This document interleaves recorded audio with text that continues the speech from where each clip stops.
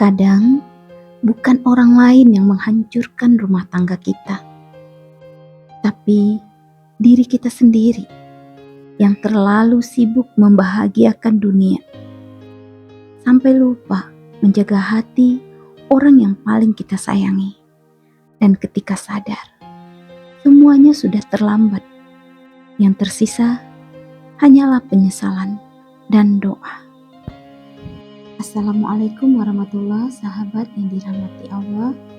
Semoga hari ini hati kita selalu dalam ketenangan dan kasih sayangnya.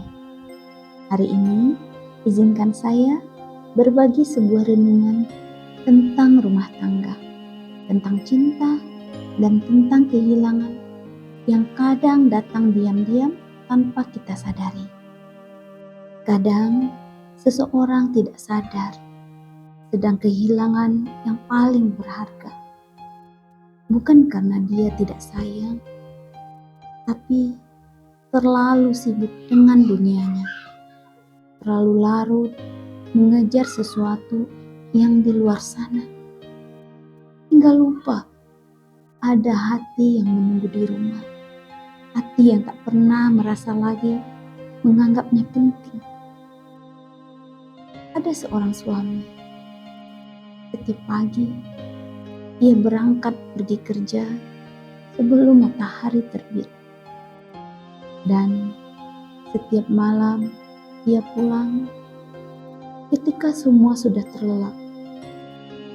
Ia bekerja keras, katanya demi keluarga, demi masa depan anak-anaknya, demi rumah yang lebih besar, demi hidup yang lebih baik. Tapi tanpa disadari, dalam kesibukan itu, ia kehilangan sesuatu yang jauh lebih berharga. Bukan uang, bukan jabatan, tapi ketenangan. Istrinya mulai sering diam, bukan karena marah, tapi karena lelah. Lelah menunggu sapaan yang tak pernah datang. Lelah menahan rindu yang tak pernah dijawab. Lelah berharap tapi selalu kecewa. Sementara sang suami merasa semuanya baik-baik saja. Karena menurutnya ia sudah menjalankan kewajiban. Semua kebutuhan terpenuhi, tapi ia lupa. Cinta bukan sekedar mencukupi. Cinta juga harus hadir, harus terasa. Sampai suatu hari istri itu pergi. Bukan karena tak cinta, tapi karena hatinya sudah terlalu lama menanggung sepi. Dan barulah suaminya sadar bahwa rumah yang megah tak berarti apa-apa jika tak ada tawa di dalamnya. Bahwa kerja keras yang tak bisa membeli waktu yang sudah hilang. Bahwa kata demi keluarga tak lagi bermakna kalau keluarga itu sendiri merasa ditinggalkan. Begitulah hidup. Kita sering berusaha membuktikan cinta, sampai lupa menampakkan cinta itu sendiri. Kita pikir orang yang kita sayangi akan selalu menunggu, padahal setiap hati punya batas. Dan ketika batas itu terlewati, yang tersisa hanyalah penyesalan dan doa.